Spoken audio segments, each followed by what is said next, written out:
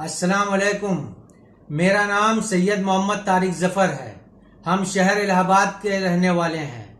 इलाहाबाद शहर के तमाम लोगों को, तमाम आवाम को हम आगाह करना चाहते हैं चंद चीज़ों के बारे में।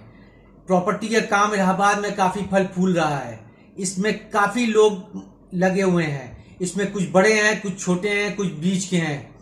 इसी में एक नाम आता है मकसूद आलम जाफरी का, जो सिमरा बिल्डर्स प्राइवेट लिमिटेड के नाम से हैं। इनका ऑफिस जो है एल्गिन रोड पे है, कामधेनु के सामने। हमने 2018 में इनसे जमीन ली।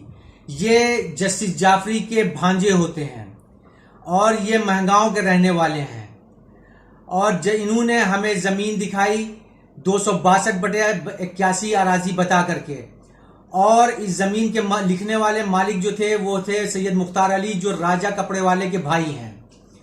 262/81 में वो जमीन जो हमें पसंद आई, वो 700 गज जमीन हमने ली, जिसमें 100 गज जमीन हमने अपनी बीवी के नाम पे ली और 600 गज हमने अपने नाम पे ली। 5,700 रुपए पर गज के हिसाब से सौदा तय हुआ।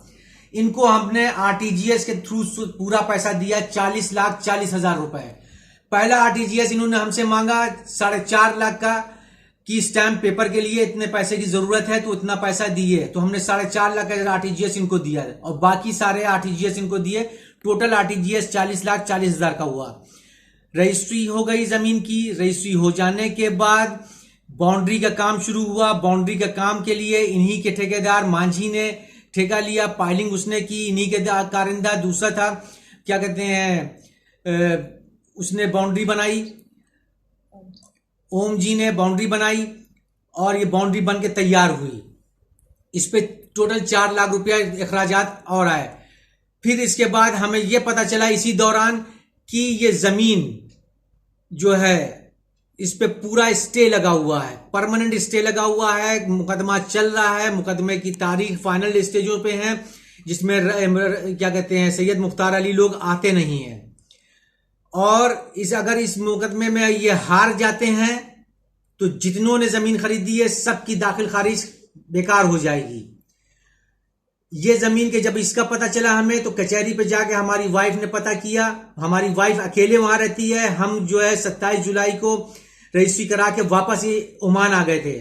तो वो कचहरी गई अकेले, वहां जाके पता किया तो पता चला कि हाँ, इसके ऊपर परमानेंट स्टे लगा हुआ है।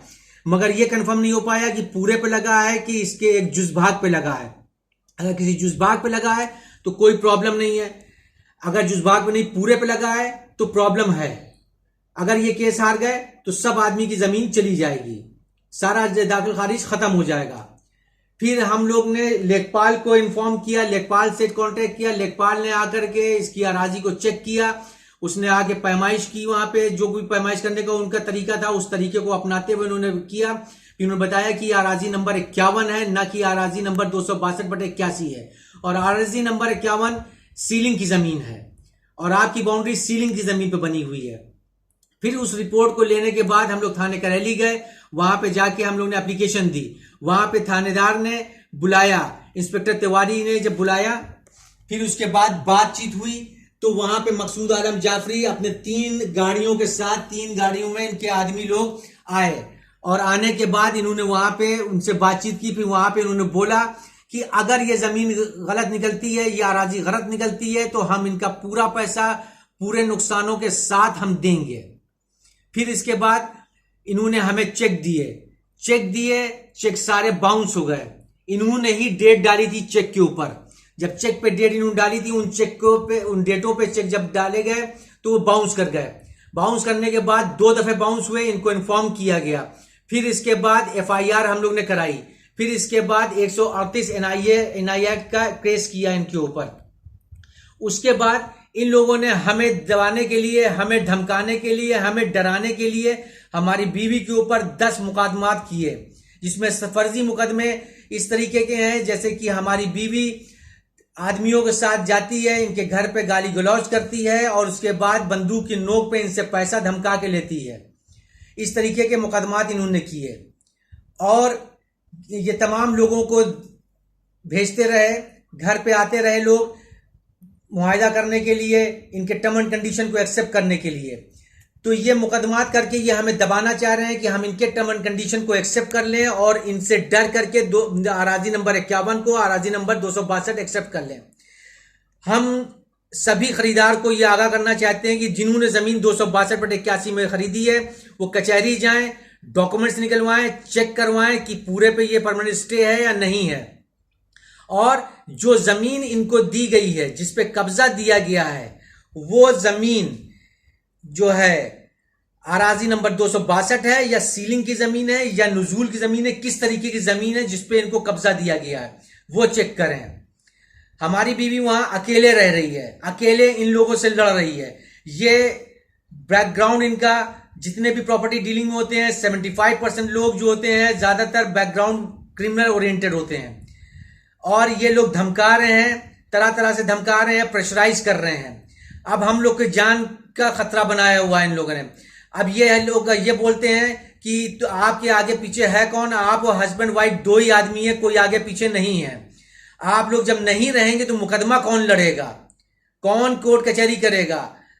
जब नहीं रहेंगे पैसा हमारे पास आ चुका है, जमीन भी हमारी हो जाएगी, आप कुछ नहीं कर पाएंगे। तो ये आपको हम आगाह कर देना चाहते हैं बादशाह साहब कि शैतान इब्लीस कितना बड़ा भी हो जाए, कितना भी ताकतवर हो जाए, मगर अल्लाह रब्बुल इज्जत का एक भी बाल बाका नहीं कर सकता।